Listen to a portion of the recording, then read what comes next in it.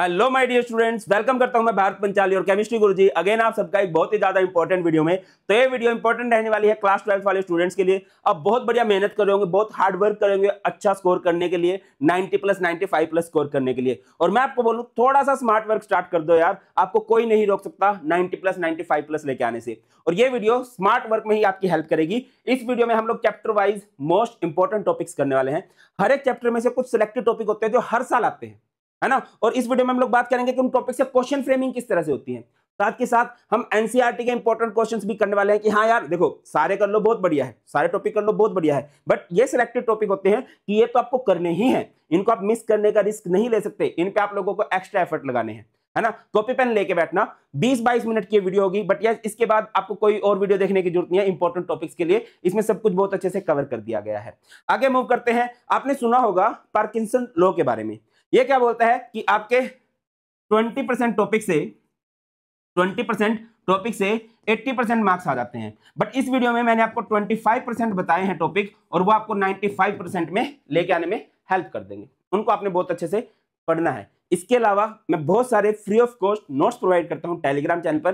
Telegram channel बेटा आपको मिल जाएगा, भारत पंचाल सर के नाम से हमारा टेलीग्राम चैनल है, जिसका लिंक आपको डिस्क्रिप्शन में मिल जाएगा, है ना। ऑलरेडी बहुत सारे नोट्स हैं, वो आपको अपलोडेड उधर मिल जाने वाले हैं। अब आ जाते हैं सिलेबस पे। देखो यार केमिस्ट्री का सिलेबस बहुत इजी है, दैट्स व्हाई केमिस्ट्री में हर साल बच्चे 100, 99, 98 मार्क्स लेके आते हैं। बट यस हर साल थोड़ा थोड़ा पेपर का लेवल भी डिफिकल्ट होता जा रहा है। मैं बात करूं केमिस्ट्री में सिर्फ आपको 10 चैप्टर करने हैं। Solution, electrochemistry, chemical kinetics, D and F block element, coordination compound, haloalkane haloarene, उसके बाद alcohol phenol ether, aldehyde ketones, amines, biomolecule. 10 chapter है, 70 मार्क्स का पेपर बनता है। तो आप हर एक चैप्टर की वेटेज मान सकते हो कि 7 मार्क्स की है ऑन एन एवरेज। कुछ ज्यादा मार्क्स की भी हो सकते हैं, जैसे कि इलेक्ट्रोकेमिस्ट्री हमारा 9 मार्क्स का है, एल्डिहाइड कीटोन्स हमारा 8 मार्क्स का, बट लगभग सारे सेम मार्क्स के हैं। पेपर के लेवल की बात कर लेते हैं तो बेटा आपका पेपर जो इजी लेवल का बनता है वो बनता है 40%, थोड़ा मीडियम लेवल का बनता है 30%, थोड़ा सा हार्डनेस की तरफ चला जाता है 30%। तो ये तो कोई भी लेके आ सकता है, इसमें एफर्ट्स लगते हैं, तो इसके लिए आपको ज्यादा अच्छे से मेहनत करनी पड़ेगी, क्योंकि बोर्ड ने कॉम्पिटेंसी बेस्ड क्वेश्चन भी इंट्रोड्यूस करा दिए हैं, असर्शन रीजन आते हैं, केस स्टडी आती है, एमसीक्यूज आते हैं, और बेटा बहुत सारे टॉपिक्स को ना मिक्स करके क्वेश्चन बनने लगे हैं। इस साल 2025 में कई सारे टॉपिक्स को मिक्स करके बनाया गया था। ठीक है, अब केमिस्ट्री की एनसीईआरटी में सिलेबस कम हुआ है, बट नई एनसीईआरटी नहीं है, वो सिलेबस लगभग पुराना ही है, बस क्या है कि चैप्टर्स को काट दिया है ना। अब बहुत सारे बच्चे बोलेंगे सर तैयारी कैसे करनी है, आपको वीडियोस हेल्प कर देंगी। एनसीईआरटी गोल्ड बुक है, बढ़िया है, बट बेटा उसके साथ आपको एक बढ़िया सी हेल्प बुक की भी जरूरत है, जिसमें बढ़िया से थ्योरी हो, बढ़िया से प्रीवियस ईयर क्वेश्चन हो, सैंपल पेपर क्वेश्चन हो, पूरा फोकस किया गया हो कॉम्पिटेंसी बेस्ड क्वेश्चन पे। और यहां पर आपको हेल्प करने वाली है आपके भारत सर की बुक सीबीएसई एक्सीलेंस 95+। इस बुक की एक तो अच्छी बात मुझे लगती है कि आपके सामने आपका गोल है 95+। जब भी आप बुक खोलोगे ये गोल आपको बार बार दिखाई देगा। इसके अलावा बेटा इसमें वो सब फीचर है जो आपको टॉपर बनाएंगे। इस बुक के अंदर प्रीवियस ईयर क्वेश्चन है, सैंपल पेपर क्वेश्चन है, सीबीएसई जो एडिशनल सैंपल पेपर रिलीज करता है वो वाले क्वेश्चन है, कॉम्पिटेंसी बेस्ड क्वेश्चन पे एक्स्ट्रा फोकस किया गया है, माइंड मैप है, टॉपर्स की आंसर शीट है, भाई साहब बच्चे जो कॉमनली मिस्टेक्स करते हैं वो सब कुछ है। एक बार बुक दिखा देता हूँ, ये वो सुंदर सी बुक है ना। इसमें आपको सामने ही आपके भारत सर की फोटो दिख जाएगी, और इसके साथ एक प्लस पॉइंट है कि इस बुक के अंदर जो भी क्वेश्चन है बेटा वो मैं आपको करवाने वाला हूँ, तो आपको एक अलग ही वाइब आएगी कि हाँ यार ये बुक है, इसका हर एक क्वेश्चन मैंने सोल्व कर दिया, आपको कोई नहीं रोक सकता अच्छे मार्क्स लेके आने से। अब चलते हैं मेन पॉइंट पे कि हाँ यार हर एक चैप्टर, अच्छा बुक का लिंक डिस्क्रिप्शन में है, आप लोगों को ऑब्वियसली बाय करनी चाहिए, और जब आप बाय करो तो मुझे इंस्टाग्राम पे टैग कर देना, सो दैट कि मुझे भी खुशी हो और मैं शेयर कर दूंगा, मैं भी स्टोरी लगा दूंगा कि हाँ यार हमारे बच्चे यहाँ से बुक ले रहे हैं। चलो पॉइंट पे आते हैं। सबसे पहला चैप्टर बेटा जी सॉल्यूशन। सॉल्यूशन चैप्टर में स्टार्ट होता है कंसंट्रेशन टर्म। कंसंट्रेशन में मोल फ्रैक्शन, मोलैरिटी, मोलालिटी है। ये चैप्टर स्टार्ट करोगे तो आपको पढ़ना ही पड़ेगा। इसके बाद टॉपिक बनते हैं बेटा हेनरी लॉ से राउल्ट्स लॉ से। हेनरी लॉ की एप्लीकेशन भी आ जाती है। हेनरी लॉ में आपको याद रखना कि Kh जो है डायरेक्टली प्रोपोर्शनल होता है टेम्परेचर के, और इनवर्सली प्रोपोर्शनल हुआ करता है सॉल्युबिलिटी के। बहुत इंपॉर्टेंट डिफरेंस बनता है आइडियल नॉन आइडियल सॉल्यूशन का। एक चीज मैं आपको बता दूं कि पेपर के अंदर 1 मार्क के क्वेश्चन होते हैं, 2 मार्क के क्वेश्चन होते हैं, 3 मार्क्स के होते हैं, 5 मार्क्स के होते हैं, बट कभी भी बहुत बड़े क्वेश्चन नहीं होते। मान लो कि अगर कोई 5 मार्क्स का भी क्वेश्चन है ना तो उसमें भी 2 से 3 पार्ट होंगे, 3 मार्क्स का भी क्वेश्चन है ना तो उसमें 2 पार्ट होंगे। तो आपको हर एक टॉपिक को रीजन अच्छे से क्लियर होना चाहिए कि यार ऐसा क्यों होता है, ऐसा क्यों होता है। कहीं आप ये मत करने लग जाना कि आइडियल नॉन आइडियल का बहुत बड़ा डिफरेंस है उसके रट्टे मारने लग जाओ, उससे बात नहीं बनेगी। आपको हर एक रीजन क्लियर होना चाहिए कि आइडियल का जो वेपर प्रेशर होता है वो क्या होता है भाई, आइडियल राउल्ट्स लॉ को फॉलो करते हैं, डेल्टा वी 0 क्यों है, डेल्टा एच 0 क्यों है, इसका ग्राफ कैसा बनता है, इस तरह से हर एक टॉपिक को पढ़ना। आगे बढ़ते हैं बेटा जी। कोलिगेटिव प्रॉपर्टी, 4 तरह की कोलिगेटिव प्रॉपर्टी है। Relative lowering in vapour pressure, depression in freezing point, elevation in boiling point, osmotic pressure. सबसे ज्यादा क्वेश्चन बनते हैं डिप्रेशन इन फ्रीजिंग पॉइंट से, बट साथ में आप ये भी पढ़ लेना। वेन होफ फैक्टर इंट्रोड्यूस करके क्वेश्चन बन जाते हैं। आई होप आपको पता होगा। आई में आई NaCl का कितना होता है 2, क्योंकि 2 आयंस में टूटता है। MgCl2 3 में, AlCl3 4 में, C6H12O6 ये एक नॉन इलेक्ट्रोलाइट है, तो इसका एक ही पार्टिकल रहता है। डिग्री ऑफ डिसोसिएशन का फॉर्मूला होता है I-1/N-1। डिग्री ऑफ एसोसिएशन का फॉर्मूला होता है I-1/1/N-1।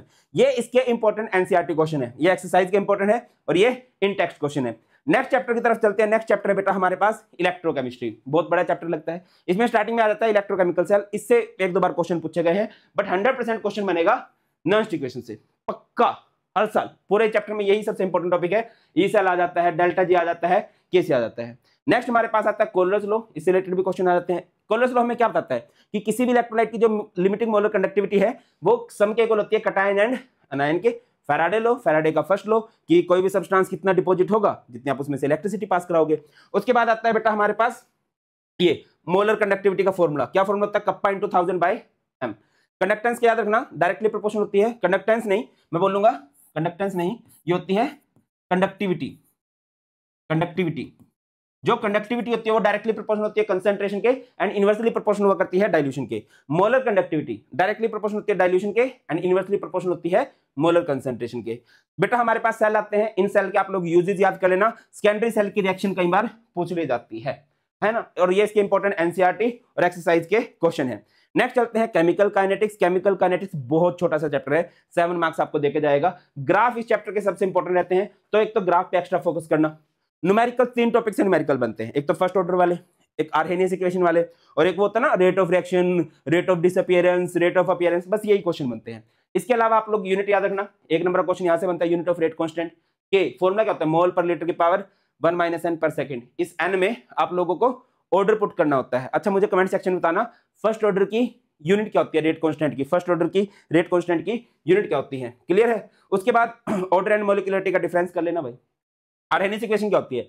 log K2/K1 = EA/2.303 R T2 - T1/T1 T2, और ये 2.303 R को जब मल्टीप्लाई करते हैं तो हमारी वैल्यू बन जाती है 19.15। बहुत सारे बच्चों के लिए चीजें नहीं हो सकती हैं, वो नहीं तभी होंगे अगर आपने चैप्टर नहीं पढ़ा। एक बार भी देख लिया होगा, आपको हर एक चीज से रिलेट कर पा रहे होंगे। ये इसके important in text and exercise question है। आगे चलते हैं D and F block elements. पूरा थ्योरी बेस्ड चैप्टर है भाई, है ना। 4-5 से रीजन है, वही बार बार पूछ ले जाते हैं। जैसे कि इनकी इलेक्ट्रॉनिक कॉन्फ़िगरेशन के बिना तो ये चैप्टर समझ में नहीं आने वाला, है ना। और ये जो जिंक, कैडमियम, मरकरी, ये 3 बदतमीज है ना, ये पूरे चैप्टर में अलग चलेंगे, इनको देख लेना। ऑक्सीडेशन स्टेट क्यों होती है इनकी? ये वेरिएबल ऑक्सीडेशन स्टेट शो करते हैं। क्यों? NS एंड N-1D के जो इलेक्ट्रॉन पार्टिसिपेट करते हैं, ये कॉम्प्लेक्स बनाते हैं। इसके बाद पूछा जाता है मेटालिक बॉन्ड। मेटालिक बॉन्ड से रिलेटेड बहुत क्वेश्चन आते हैं, क्योंकि इनके पास अनपेयर्ड इलेक्ट्रॉन होते हैं, जिसकी वजह से मेटालिक बॉन्ड स्ट्रांग हो जाता है। कलर्ड आयंस बनाते हैं। अलॉय, इंटरस्टिशियल कंपाउंड बहुत छोटा टॉपिक है। कैटालिटिक प्रॉपर्टी, हाँ ये तो चलो बहुत बेसिक थ्योरी है। यहां पर बच्चों का हैप्पी बर्थडे हो जाता है कि MnO4 K2Cr2O7 इसकी रिएक्शन, है ना, इसकी जो ऑक्सीडाइजिंग प्रॉपर्टी होती है वो थोड़ा सा टाइम लगा के फोकस कर लेना, हर साल क्वेश्चन पूछा जाता है। और अगर एफ ब्लॉक में बात करूं 4F 5F का डिफरेंस एंड लैंथेनोइड कॉन्ट्रैक्शन अच्छे से कर लेना। नेक्स्ट आ जाओ कोऑर्डिनेशन कंपाउंड पे। कोऑर्डिनेशन कंपाउंड यार एक ऐसा चैप्टर है जो मुझे लगता है कम से कम 10 नंबर का होना चाहिए, क्योंकि इस चैप्टर के अंदर सब कुछ ही तो इंपॉर्टेंट है भैया। सबसे पहले नोमेनक्लेचर स्टार्ट करोगे, और नोमेनक्लेचर के लिए जरूरी है कि आप लिगेंड्स पढ़ो।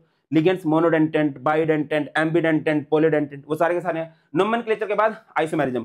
आइसोमेरिज्म को बहुत डिटेल में करने की जरूरत नहीं है, सिर्फ आप याद रखना आपको ना एग्जांपल दिए होंगे और आपसे पूछा जाएगा कि यार ये कौन सा आइसोमर है। जैसे कहीं पर वाटर आ जाए तो हाइड्रेट आइसोमर होता है, कहीं पर CnNC आ जाए लिंकेज आइसोमर होता है ना। उसके बाद ज्योमेट्रिकल में सिस ट्रांस होता है। ऑप्टिकल की 2 कंडीशन होती है, याद रखना। ऑप्टिकल की एक तो कंडीशन होती है बेटा कि कोऑर्डिनेशन नंबर 6 होना चाहिए और कम से कम एक बाइडेंटेंट लिगेंड होना चाहिए। अब आ जाते हैं थ्योरी पे। वर्नर थ्योरी है, वैलेंस बॉन्ड थ्योरी है, क्रिस्टल फील्ड थ्योरी है। सबसे ज्यादा इंपॉर्टेंट होती है बेटा valence bond theory. Crystal field theory में जनरली जो क्वेश्चन आता है वो ये आता है, डेल्टा टी जो है 4/9 टाइम्स होती है ऑफ डेल्टा ओ के। स्ट्रॉन्ग फील्ड लिगेंड्स में डेल्टा ओ ज्यादा होता है, वीक फील्ड लिगेंड में पी ज्यादा होती है, पेयरिंग एनर्जी ज्यादा होती है। ये इसके इंपॉर्टेंट इंटेक्स्ट क्वेश्चन है और ये इसके एक्सरसाइज के इंपॉर्टेंट क्वेश्चन है। आगे मूव करते हैं। नेक्स्ट चैप्टर हमारे पास हैलोल्केन हैलोरीन। देखो बेटा ये ऑर्गेनिक केमिस्ट्री का चैप्टर है। मैं रिकमेंड करूंगा ऑर्गेनिक स्टार्ट करने से पहले बेसिक ऑफ ऑर्गेनिक देख लेना। 10 दिन लगे, 15 दिन लगे, 20 दिन लगे, बेसिक बहुत अच्छा कर लेना बेटा, तभी फील आएगी। अदरवाइज तो हैप्पी बर्थडे हो जाएगा। बेसिक ऑफ ऑर्गेनिक कर लोगे ना, फिर आ जाओ इस चैप्टर में सबसे ज्यादा इंपॉर्टेंट टॉपिक रहता है बेटा SN1 SN2, सबसे ज्यादा इंपॉर्टेंट। SN1 की रिएक्टिविटी का ऑर्डर क्या है 3 to 1, SN2 की 1 to 3। आगे मूव करें आप लोग, इसमें रेशमाइजेशन होता है, इसके अंदर क्या होता है भाई इन्वर्जन होता है, इन्वर्जन होता है इसके अंदर, है ना। उसके बाद कुछ रिएक्शंस है। नेम रिएक्शंस की बात करें इस चैप्टर में 4-5 नेम रिएक्शन है, या तो वो आ जाएंगे या फिर उनसे रिलेटेड ही कन्वर्जन आ जाएगा। जैसे कि कौन कौन सी, फिंकलस्टेन, स्वार्ट्स, वुड्स फिटिग, वुड्स फिटिग। एक मार्कोनिकोफ रूल होता है जिसमें नथु लाल हलवाई, और एक होता है एंटी मार्कोनिकोफ रूल नथु हरा हलवाई, या फिर कह लो निंजा हथौड़ी हमारा, है ना। नथु लाल हलवाई मार्कोनिकोफ रूल में जो ग्रुप लगता है वो मिडल में लगता है, एंटी मार्कोनिकोफ रूल में जो ग्रुप लगता है बेटा वो टर्मिनल पोजीशन पे लगता है। सबसे इंपॉर्टेंट है SN1 SN2। उसके बाद थोड़ी सी नेम रिएक्शन देख लेना, मार्कोनिकोफ एंटी मार्कोनिकोफ, ये इसके इंपॉर्टेंट एनसीईआरटी के क्वेश्चन है। अच्छा एक चीज मैं बता देता हूं कि आपके साथ कई बार ऐसा होगा कि आप एकदम से एनसीईआरटी करने लगोगे ना तो वो नहीं होगी, तो कभी भी ना अपने आप को डाउन फील मत करना, क्योंकि बेटा एनसीईआरटी की बुक हर एक एग्जाम के लिए डिजाइन की गई है ना। तो पहले आपके प्रीवियस ईयर क्वेश्चन होने चाहिए, उसके बाद आप लोग एनसीईआरटी क्वेश्चंस करने की तरफ जाओगे। नेक्स्ट चलते हैं अल्कोहल, फिनोल एंड ईथर। अच्छा aldehyde ketones, alcohol, phenol, ether ये दोनों ना मिक्स से चैप्टर हैं, इसके कुछ टॉपिक इधर हैं कुछ टॉपिक उधर है, और ऑर्गेनिक केमिस्ट्री को सीरियल वाइज पढ़ना। आ जाओ इसमें बेटा 3 नेम रिएक्शन है, यहीं से बहुत सारे क्वेश्चन बन जाते हैं। कौन कौन सी नेम रिएक्शन तो कई है बट सबसे ज्यादा इंपॉर्टेंट ये 3 है, कोल्ब्स, राइमर-टाइमन, विलियमसन। 100% मैं बोल रहा हूं भाई ये आएंगे ही आएंगी चाहे कुछ भी हो जाए। कोल्ब्स में क्या होता है फिनोल से सैलिसिलिक एसिड बनता है, राइमर-टाइमन में क्या होता है फिनोल से सैलिसल्डिहाइड बनता है, विलियमसन में क्या होता है आप रोना विद हैलोल्केन और उससे क्या बन जाता है ROR मींस ईथर। मैकेनिज्म देखो बेटा हमारे पास 150-200 रिएक्शन है क्लास 12th में, हर एक रिएक्शन का मैकेनिज्म नहीं करोगे, करना भी नहीं चाहिए। बोर्ड्स के लिए 3 मैकेनिज्म बहुत इंपॉर्टेंट है, वैसे तो 5 इंपॉर्टेंट है बट 3 इस चैप्टर में आ जाते हैं और उनसे ही जनरली क्वेश्चन आ जाता है। Hydration of alkyne, dehydration of alcohol, dehydration of alcohol, dehydration of alcohol से कई बार अल्कीन बनता है कई बार ईथर बनता है, तो दोनों का मैकेनिज्म आ जाता है। क्लियर है। उसके बाद भाई एसिडिक स्ट्रेंथ की बात करें, अगर कहीं पर डोनेटिंग ग्रुप है तो एसिडिक स्ट्रेंथ घटती है, अगर कहीं पर इलेक्ट्रॉन विड्रॉइंग ग्रुप है तो एसिडिक स्ट्रेंथ बढ़ जाती है। इसके अलावा ग्रिग्नार्ड रिएजेंट की क्वेश्चन की याद रखना भाई, ग्रिग्नार्ड रिएजेंट के क्वेश्चन बहुत बनते हैं, कन्वर्जन इसके बिना आपका नहीं होगा। इसके बाद आ जाओ aldehyde ketones and carboxylic acid पे, ऑर्गेनिक केमिस्ट्री का सबसे बड़ा चैप्टर है बट क्वेश्चन यहाँ से ऑक्सीडेशन रिडक्शन से ही बन जाते हैं जनरली। अब देखो कुछ तो इसकी रिएक्शन है जैसे Rosenmund reduction, Stephens reduction, Etard reaction, Gattermann reaction, Clemmensen reduction, Wolff Kishner reduction, ये बहुत सारी रिडक्शन है। एल्डोल कंडेंसेशन, कैनिज़ेरो, है ना, क्रॉस एल्डोल, ये सारी की सारी बेटा नेम रिएक्शन है। इसके अलावा हमारे पास हो गई HVZ की नेम रिएक्शन है। नेम रिएक्शन हर एक ऑर्गेनिक के चैप्टर में बहुत डिटेल में करोगे, नेम रिएक्शन से ही आपके बहुत सारे क्वेश्चन बहुत सारे कन्वर्जेंस बन जाते हैं। एसिडिक स्ट्रेंथ पूछ ली जाती है तो ऑर्गेनिक केमिस्ट्री में सबसे ज्यादा एसिडिक स्ट्रेंथ कार्बोक्सिलिक एसिड की होती है क्योंकि वो रेजोनेंस स्टेबलाइज होता है। इसके अलावा अगर इलेक्ट्रॉन विड्रॉइंग ग्रुप है तो वो एसिडिक स्ट्रेंथ बढ़ाता है, इलेक्ट्रॉन डोनेटिंग ग्रुप है तो एसिडिक स्ट्रेंथ घटाता है। अगर बेंजीन के ऊपर कोई अल्काइल ग्रुप लगा है डायरेक्ट इसको आप कार्बोक्सिलिक एसिड में कन्वर्ट कर सकते हो। कई बार क्वेश्चन पूछ लिया जाता है बेटा न्यूक्लियोफिलिक एडिशन, क्या सर सब कुछ बता रहे हो, एक बार ना चैप्टर खोल के देखना भाई साहब 3-4 टॉपिक ही बताए गए हैं, वरना चैप्टर में तो बहुत सारे क्वेश्चन है हर एक चैप्टर में अगर आप मूव करोगे। ठीक है, न्यूक्लियोफिलिक एडिशन का ऑर्डर पूछ लिया जाता है। न्यूक्लियोफिलिक एडिशन का ऑर्डर सिंपल है, जहां पे भीड़ भाड़ कम वहां पर रिएक्टिविटी ज्यादा। जैसे ये देखो ये कार्बोनिल ग्रुप है, इसके पास भीड़ भाड़ सबसे कम है तो ये सबसे ज्यादा रिएक्टिव है, यहाँ पर भीड़ भाड़ सबसे ज्यादा है तो ये सबसे कम रिएक्टिव है, ये सबसे ज्यादा और ये सबसे कम। इसमें क्लियर है, ये हो जाएगा। नेक्स्ट मूव करते हैं। नेक्स्ट हमारे पास चैप्टर है अमाइंस, बहुत ही छोटा सा नन्ना मुन्ना ऑर्गेनिक केमिस्ट्री का चैप्टर है। 3 टॉपिक है इसमें, नेम रिएक्शन, बेसिक स्ट्रेंथ, बस घुमा फिरा के वहीं से क्वेश्चन बन जाते हैं। ठीक है, अब सबसे पहले तो बेसिक स्ट्रेंथ पूछ ली जाती है गैसीय स्टेट में और एक्वस स्टेट में। गैसीय स्टेट में तो सिंपल सा ऑर्डर है 3 to 1 और सिर्फ एक फैक्टर होता है इंडक्टिव। एक्वस में कई बार हो जाता है 2-1-3 और कई बार हो जाता है 2-3-1। अगर मिथाइल ग्रुप है तो ऑर्डर होता है 2-1-3, इथाइल ग्रुप है तो 2-3-1।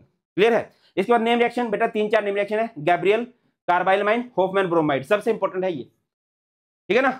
एनिलीन, एनिलीन एक बहुत रिएक्टिव कंपाउंड है, उसकी एक्टिविटी को कंट्रोल करने के लिए एसाइलेशन करवाई जाती है।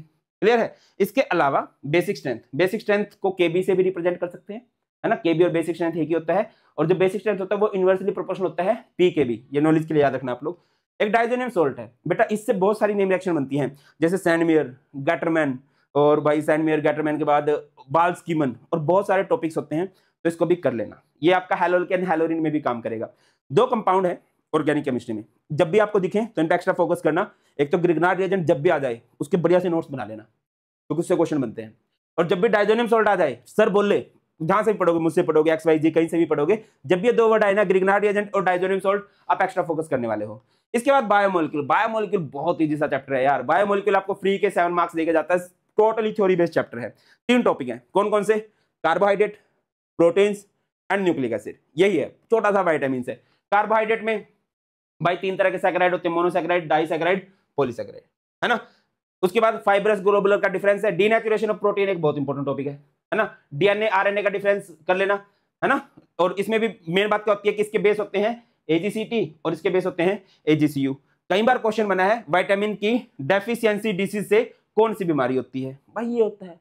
बस बेटा ये सिलेक्टेड से टॉपिक है और इससे ही आप लोगों के श्योरली मैं बोल रहा हूं 95% बन जाएंगे। बस हर एक चैप्टर मैंने जो जो बताया है आपको एनसीईआरटी के वो सिलेक्टेड क्वेश्चन कर लेने हैं और जिन जिन टॉपिक से बोला गया मोस्टली क्वेश्चन वहीं से बनते हैं। आप चाहे अभी प्री बोर्ड दोगे या जो आपके मिड टर्म होंगे, जो भी एग्जाम दोगे आप देखना और कमेंट सेक्शन में जरूर बताना कि हाँ सर ये क्वेश्चन करके गया था, ये क्वेश्चन करके गई थी और यहीं से सारे का सारा पेपर हमारा बन गया। और जाते जाते अगेन आप लोगों को बता दूं कि यस आपको जरूरत है एक बढ़िया बुक की, और बढ़िया बुक तुम्हारे भारत सर वाली ये रही। हर एक बच्चे के पास ये बुक हो जानी चाहिए।